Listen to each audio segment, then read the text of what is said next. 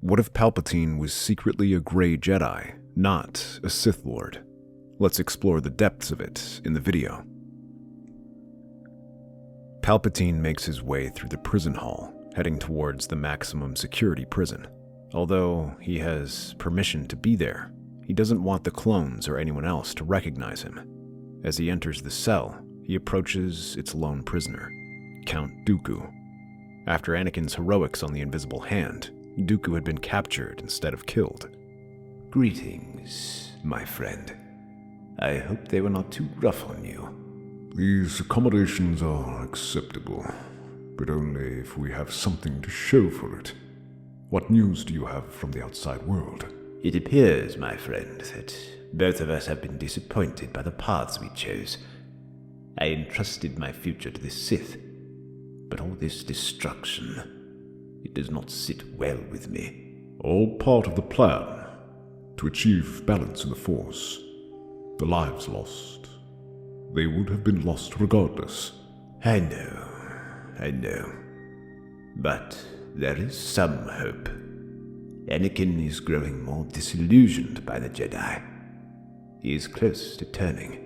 Then at last, balance may finally be achieved. The two friends both look at one another. They had come from different paths. One was a Sith apprentice, and the other a Jedi master. But both sides grew tired of their group's hypocrisy and desired to make something more. The Grey Jedi. Dooku was drawn to this idea. His resentment for the Jedi hypocrisy has not faded, but he also sees the potential danger in the Sith's extremes. They had trained many apprentices in this path, Ventress, Maul, and Qui-Gon, but these never went to plan. But now a new opportunity arose with Anakin Skywalker. Though a Jedi, he never fit into the Jedi Code and had a touch of darkness in him. Now it only became a matter of turning him. As they discuss it, Palpatine reveals his plan to subtly guide Anakin, planting seeds of doubt against the Jedi and showing him their flaws.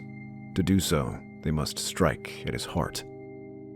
Palpatine has plenty of opportunities for that, as the two meet up regularly to discuss the future of the Republic after the war. The Chancellor skillfully steers their conversations toward possible reforms. While he starts with the Senate, Palpatine also mentions possibly trying to change the Jedi. He talks about the Jedi's flaws and how their potential is being squandered due to following doctrine and dogma instead of doing what is best for the Republic. Among these issues, he brings up some of their questionable practices. Anakin finds himself agreeing with that, especially as Palpatine suggests using attachment constructively instead of suppressing it. But at the same time, Anakin is uncomfortable with it, as it's one thing for fellow Jedi to talk about this, but Palpatine is still an outsider and a politician. He is nervous at the idea of politicians taking over the Jedi Order and using it for their agenda. The Jedi Council feels the same way and worries that Palpatine will not surrender his authority. They ask Anakin to keep an eye on him. When Anakin takes on this mission, he soon begins to encounter visions in his sleep and meditation. He gets visions of Padme dying, but not in birth. Instead, she perishes through various other ways, from the stress of her work, assassination, or killed while being caught up in a war effort. These visions are beginning to be mixed up with other things. The others are instances of the Jedi's hesitation to act, or when they let their Jedi code block their visions.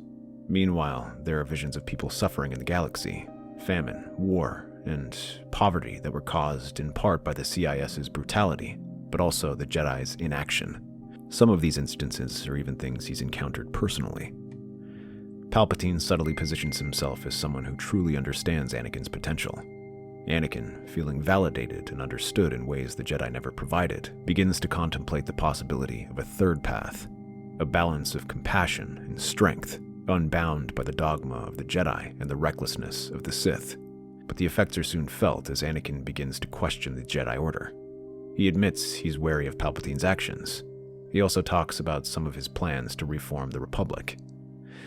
Even though they are quite good, the Council is reluctant to support them, simply stating they will let the Senate decide. They rebuke him for how he's allowing himself to be compromised by the Chancellor, which changes Anakin's tune. All he's been hearing from the Jedi is distrust and criticism, despite everything he's done for them. Anakin's attitude toward the Jedi has shifted. He begins to question their decisions more openly, calling out the Council on their hesitations and their unwillingness to take stronger actions. Meanwhile, Palpatine is there to offer a helping hand. Sensing that the time is right, he offers to guide Anakin through these dark times and introduces him to an old friend. The two soon make their way to prison, where the pair visit Dooku. At first, Anakin is confused and suspicious, glaring at Dooku. Patience, my boy. You deserve answers, and that is precisely why I brought you here. Skywalker, I know we've been enemies on the battlefield, but that was never my true intent. Allow me to explain. You expect me to believe that, after everything you've done? The Jedi you've killed? The worlds you've torn apart? Anakin, think. Reflect on the war and everything you've seen. Who started it? Was it truly me? Was it truly Dooku? Or was it inevitable? Fueled by the greed of corrupt senators and corporations and the apathy of the Jedi. The galaxy was already rotting from within. The Sith Grand Plan, as you know it, was meant to exploit that decay.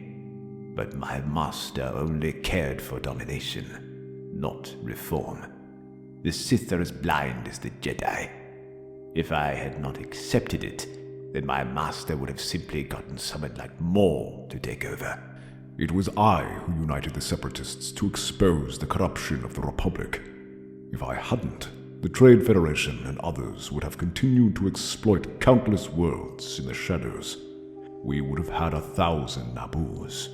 The war was a tragedy, yes, but it was also a cleansing fire. I had hoped it would have spurred the Jedi and the Senate to act, but that was my mistake. You have felt it, Anakin. The Jedi Order is broken. Their apathy and dogma allow suffering to spread unchecked. Even with command of the army, they still allow it to happen. When this war ends, they expect me to return the power to the Senate, and things will go back the way they were. And what do you plan on doing? What the galaxy needs is balance. A Grey Order, wielding the strength of the dark and the wisdom of the light. You've done many horrific things, but I can't fault your logic. The Jedi, the Sith, the CIS, and the Republic. They've all failed, and the people paid for it. If there's a way to change that, I will help you. The two older men smile and agree that Palpatine will oversee Anakin's training. With Anakin already well-versed in the light side, Palpatine channels old Sith training to teach Anakin to harness his emotions. For someone as emotional as Anakin, where rage and despair come naturally, this is easy. But controlling those emotions is another matter. Palpatine circles Anakin like a predator, holding his lightsaber ready as the two spar. Despite his age, Palpatine remains fast and agile, easily able to outfight Anakin. Focus, Anakin. Let it fuel your strength, but don't let it control you. He comes at Anakin, his lightsaber flashing as Anakin tries to defend. The Chancellor goes on a swift offensive, trying to push Anakin back. His lightsaber flashes across different angles, causing the young Jedi to constantly break his focus, much to his annoyance. The frustration is clear as he unleashes a furious counterattack. The blows are fueled by the dark side, but it doesn't leave him. Frowning, Palpatine rushes forward and slams the butt of his lightsaber against Anakin's face. He snarls in frustration, but the Chancellor simply shakes his head. The Jedi taught you to fear your emotions, to bury them. That is why they failed you. Here we will teach you to channel them, to wield them as a weapon. Again. Anakin swings his lightsaber against Palpatine, but the Elder Swordsman leaps back and sidesteps his attack. He suddenly thrusts his hand out, and Anakin feels several visions clouding his mind. Padme lays on a cold Durasteel floor, gasping for breath. Her voice echoes faintly, pleading for help. Anakin, please, save me. The vision shifts to scenes of burning villages, children crying, and soldiers marching through ruined cities. Around them, the clone forces battle with droids as their efforts are focused on the war. Stop it! Stop it! Do not ignore it. Feel the visions. Let it flow through you and your blade. Put everything you have into that strike. Snarling, Anakin prepares to rush forward, but holds himself back. Taking a deep breath, he feels the Force swirling around him and rushes forward. Taking his lightsaber in both hands, he leaps up in an overhead swing. Palpatine raises his lightsaber to block, but the force of the blow sends him stumbling back. As Anakin's visions clear, he's breathing heavily, but also feels good. It was as if all the rage he was building up suddenly vanished. But a moment later, he realizes what he's done and runs over to Palpatine. To his surprise, the Chancellor is laughing and shaking his head. Well done. I was worried you wouldn't get it eventually. But his training doesn't stop with just combat. Palpatine also teaches him about the philosophies of the Grey Jedi, using old records provided by Dooku on Darth Revan and the Jedi to show him the ways of going to the middle ground. Meanwhile, Dooku is also making his moves, trying to gather like-minded individuals. He finds a few like Barra Sophie, who was also in prison with him, and uses the Force to reach out to others like Ahsoka and Ventress, who might be swayed to their side. But as this happens, the Clone Wars begin to wind down. Even without Palpatine's meddling, the CIS is already on the verge of defeat and can no longer seriously threaten the Republic. While they had hoped the Jedi might see reason and accept their path, Palpatine now believes the Jedi must be declawed to prevent them from posing a threat. With the CIS on the verge of defeat, he floats the idea of demilitarizing, including the Jedi in favor of clone commanders. This puts the Order in a difficult position, as they do not wish the war to end, and they cannot reject this offer without looking like hypocrites for their roles as peacekeepers. However, many Jedi vehemently refuse, protesting this decision and demanding that the Chancellor also vacate his emergency powers if they are to demilitarize. This creates a standoff between the two. Eventually, the Chancellor relents and allows them to keep their military positions until the CIS is fully abated. While Palpatine gives an image of defeat, he secretly enjoys this as the Jedi play right into his hands. Palpatine knows that he must be able to distract them to prevent them from turning against him entirely. This is where Dooku reaches out to Ahsoka on Mandalore. You are torn, I can see that. Your honor makes it difficult to accept. But the truth is plain. The Order has failed. We need to show the galaxy that they too are complicit in the chaos that has reigned. I understand, but you want me to let him go? To release Maul knowing what he's capable of? You need not do it yourself. You don't need to take the blame. I know, but my conscience will know it. I will not pretend like this is not a difficult position, but it is necessary. The Jedi, particularly those who are too rigid in their thinking, will be the ones to chase after him. They will waste their resources. They will be distracted and expose their corruption in the eyes of the galaxy.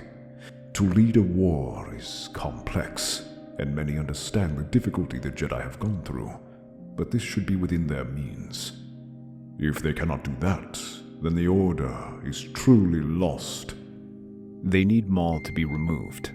As the last holdout of the Sith, his death can ensure the Chancellor will only need to focus on the Jedi, and taking him out can solidify his regime's hold. Ahsoka stands in silence, struggling with the duality of her feelings.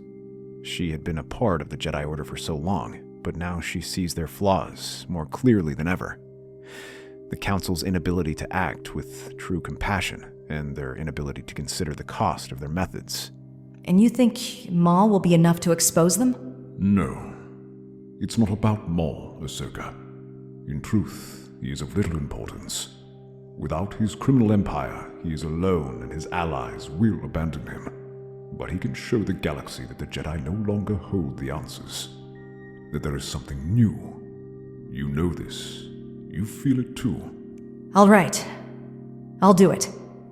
Soon after, Ahsoka returns to Coruscant with grim news as she reports that Maul's managed to escape during transportation. He stole a shuttle and disappeared into the Outer Rim. Palpatine orders several Jedi strike teams to hunt him down, including Mace Windu, Ajen Kolar, Plo Koon, Kit Fisto, and Luminara Undalai. They are deployed across various Outer Rim planets to investigate and search for him. Each one is given their respective legions to investigate, but on the planets they visit, they find citizens who are frightened and distrustful of the Jedi, especially when they arrive with their armies. On the planet of Onderon, Mace and his team land to find the locals turning their backs on the Jedi, locking themselves in their homes.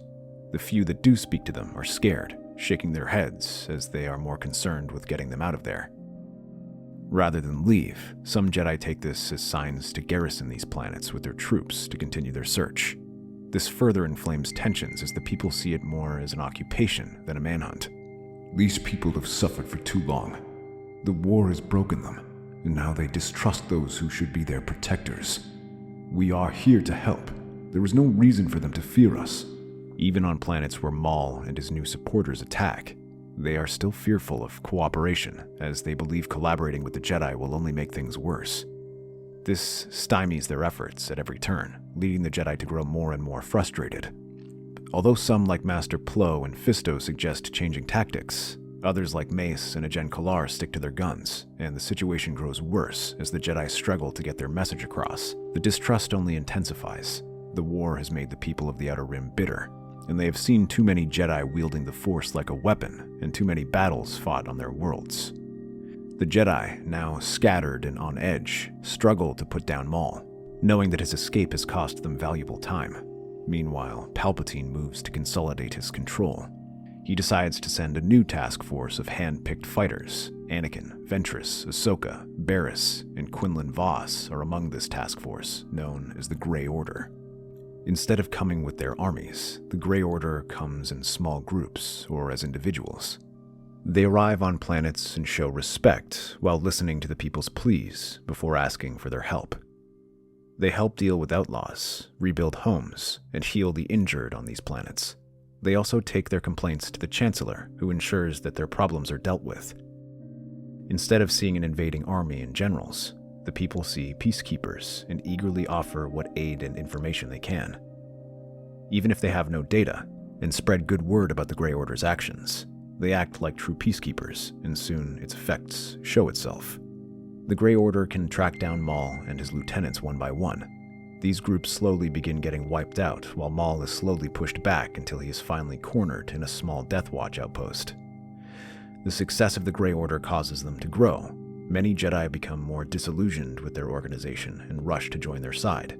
Meanwhile, others like Plo Koon, CC-Teen, and Kit Fisto remain Jedi, but they begin to develop friendly ties with them, acting as allies. Others like Mace Windu remain hostile, though, and insist a joint team take part. So Anakin, Ahsoka, and Quinlan Vos represent the Grey Order, while Mace, Ki-Adi-Mundi, Obi-Wan, and Luminara represent the Jedi. The strike team storms the asteroid base, explosions ripping through the doors as the Jedi and Grey Order operatives rush through. They quickly cut their way through the few Mandalorian defenders and hired thugs who remained. By now, these criminals are demoralized and exhausted, putting up little fight as they head straight for the bridge. Maul stands at the center, observing the battle beyond, but turns to face them, starting to smile. I see you've come here to destroy me, the new and old order alike. I must say I'm honored, but the only thing you shall find here is chaos and death. Enough games, Maul. This ends here. Surrender now, or we'll destroy you. Destroy me? You've already destroyed yourselves. The rot in your precious Jedi Order is deeper than you realize. This is simply its last gasp. Your replacements are here already, like your so-called chosen one. Tell me, young one, how has my master treated you? Anakin, what is this Sith Lord talking about? Oh, you don't know. The master I once served now recruited Skywalker. The Sith Lord Palpatine. Skywalker, what do you know of this? Palpatine is no Sith Lord. He's trying to fix the Republic, to make it stronger. He's the only one who sees what needs to be done. So he's finally relinquished that title. He was always weak. That is why I have turned against him now. And now I shall be the last Sith Lord. You chose to protect him? To keep this information from us? You've betrayed everything the Jedi stand for. The Jedi have betrayed everything they stood for. They did so when they stopped being peacekeepers and started being generals. Maybe the Jedi don't deserve to stand anymore. They failed the galaxy. Mace, listen to yourself. You're proving him right. Spoken like a true Sith dog. May the Force have mercy. You are all lost. The only Sith is the one standing before us. No. If you've turned your back on the Order, then you're no better than a Sith. The tension finally snaps with a roar. Mace lunges at Anakin, their lightsabers clashing with a blinding flash of light. The battle erupts as the two groups rush at each other. Anakin meets Mace's aggression with equal fury, their sabers flashing. Anakin is careful not to get reckless and expose himself or fuel Mace's Vapad technique. Instead, he relies on raw power as he parries a heavy strike and shoves Mace back with a force push that sends the Jedi Master skidding across the stone floor. Ki-Adi-Mundi and Luminara Undalai move to support Mace, but Quinlan Vos intercepts them alongside Ahsoka. Ki-Adi-Mundi finds himself facing against the wily Grey Order Master, who leaps up from the walls, jumping over him and using his superior agility. Meanwhile, Ahsoka's twin lightsabers strike like a hurricane, her strikes unorthodox and unpredictable, forcing Luminara to rely on his vast experience to counter her ferocity. Meanwhile, Obi-Wan is unable to bring himself to attack his former comrades. Instead, he rushes to Maul, their blades clashing with crackling energy, the two old enemies moving with lethal precision. You're a fool to think you can control this, Kenobi. You'll die here, just like everyone else who's stood in my way. You always think you're in control, Maul. That's why you always lose. Mace and Anakin's duel reaches a fever pitch, their strikes shaking the very ground as they exchange force pushes and saber blocks.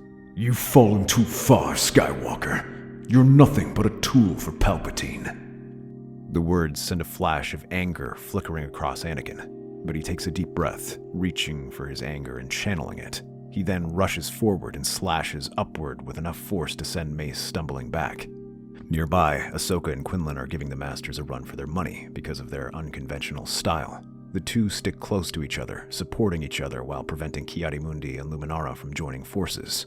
Although the Masters are more experienced in conventional lightsaber combat, they tap into the Grey Jedi training, letting instincts and emotions carry them. They remember their frustration with this pair, whether it's Luminara's callous demeanor or Ki-Adi's inflexibility.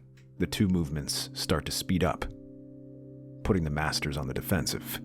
Suddenly, Ahsoka crosses her lightsabers and crouches low, sweeping her feet from underneath her. She pounces on the Jedi before she can get up and keeps her trapped. She tries to shove Ahsoka back with the Force, but she leaps aside. Meanwhile, Quinlan's lightsaber moves at the strangest angles, making it impossible to block, until, at last, one lightsaber stroke sends Ki-Adi-Mundi's lightsaber flying from his hand. Desperately, he tries to stop the lightsaber with the Force, catching it, but is unable to see Ahsoka coming from behind and stabbing his back. The Jedi's eyes widen as Luminara screams and rushes towards Ahsoka, aiming a cut at her head. Quinlan pushes her aside and swings his lightsaber in a clean arc, decapitating her. Obi-Wan, seeing the chaos around him, continues to advance on Maul. He switches from his aggressive style to a defensive maneuver that aims to halt Maul's vicious saber strikes. His staff makes it nearly impossible to defend against all these attacks as they grow unpredictable. But as he goes for an overhand swing, Obi-Wan catches it and twists it back, but Maul's body shifts and he swipes at Obi-Wan, twisting the blade and striking his cheek. Maul smirks and spins his saber staff, leaping up and stabbing down at him. Obi-Wan barely rolls aside and kicks his back. The Sith Lord stumbles, but glares at him. The dark energies gather around him, but he's forced back as Ahsoka and Quinlan leap into the fray. Their lightsaber strikes in a frenzy as they make a coordinated rush at him. Snarling, Maul twists his lightsaber and tries to defend against him, but leaves him vulnerable as Obi-Wan rushes forward and with a single move, slices through Maul's hilt and runs him through the chest. But he doesn't celebrate for long as he sees Anakin and Mace locked in combat. Anakin is driven by the raw emotion and Mace's desperation and righteous fury. Obi-Wan hesitates, a private war going through his head as he considers his options. He searches deep within himself for answers, looking to the Force for guidance, before taking a deep breath. A moment later, he realizes his choice and rushes forward. Mace is throwing an overhead thrust, aiming down at Anakin's head, but he suddenly screams in pain as Obi-Wan slices him across his back. Whirling, he turns to see Obi-Wan there. Anakin takes the opportunity to barrel forward and shove him back. Mace stumbles down and Anakin stands over him. He doesn't give him a chance to recover as he plunges his lightsaber forward. The official story told after this battle is that the Jedi Masters all perished against Maul, and this became proof that the Jedi are truly a relic of the past. With Mace dead, the Jedi fall into chaos, as many either join the Grey Order, or at least adjust their methods to be closer to them. This allows Yoda and the other Jedi to exist, but now in a more subservient role. With this order established, Dooku is made the first Grand Master, with Anakin as his apprentice. Now without the Sith and CIS, Palpatine can continue his plans of starting to modernize the Republic. Anakin continues his training as a Grey Jedi, becoming the poster child for the Order and traveling across the galaxy, helping different worlds to recover from the war. That's our theory. The Star Wars universe is a galaxy filled with exciting stories and possibilities, and we love exploring them. If you want to accompany us on this journey to a galaxy far, far away, then please like, share, and subscribe to our channel.